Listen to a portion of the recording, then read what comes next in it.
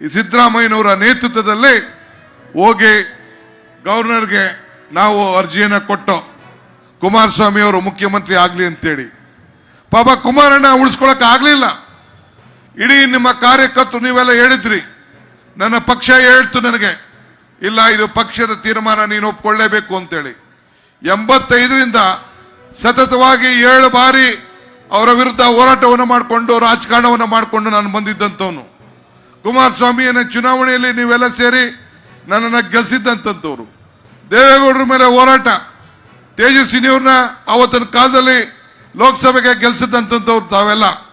ಇಂಥ ಹೋರಾಟವನ್ನು ಮಾಡಿದ್ರು ಕೂಡ ಪಕ್ಷ ಹೇಳ್ತು ಜಾತ್ಯತೀತ ತತ್ವ ಉಳ್ಕೊಳ್ಬೇಕು ಅಂತೇಳಿ ನಾವು ಮುಖ್ಯಮಂತ್ರಿಯನ್ನು ಮಾಡ್ದೋ. 2 ಬಾರಿ ಈ ಜಿಲ್ಲೆ ಜನ ದೇವೇಗೌಡರಿಗೆ, ಈ ಜಿಲ್ಲೆಯ ಜನ ನೀವು ಮುಖ್ಯಮಂತ್ರಿಯಾಗಿ ಕಳಿಸಿದ್ರಿ. ದೇವೇಗೌಡರಿಗೆ ಕಾಂಗ್ರೆಸ್ ಪಕ್ಷ ಪ್ರಧಾನಮಂತ್ರಿಯಾಗಿ ಕಳಿಸ್ಕೊಟ್ರು. ಬಿಜೆಪಿ ಅವರು ಸೇರಿ ಇವತ್ತು ನಮ್ಮ ಧರ್ಮಸಿಂಗ್ ಸರ್ಕಾರವನ್ನು ಕಿತ್ತಾಕಿ ಇವತ್ತು ಬಿಜೆಪಿಯವರು ಕೂಡ 1 ಬಾರಿ ಇಲ್ಲಿಂದ ಮುಖ್ಯಮಂತ್ರಿಯಾಗಿ ಕುಮಾರಸ್ವಾಮಿ ಅವ್ರನ್ನ ಕಳಿಸ್ಕೊಟ್ರಿ.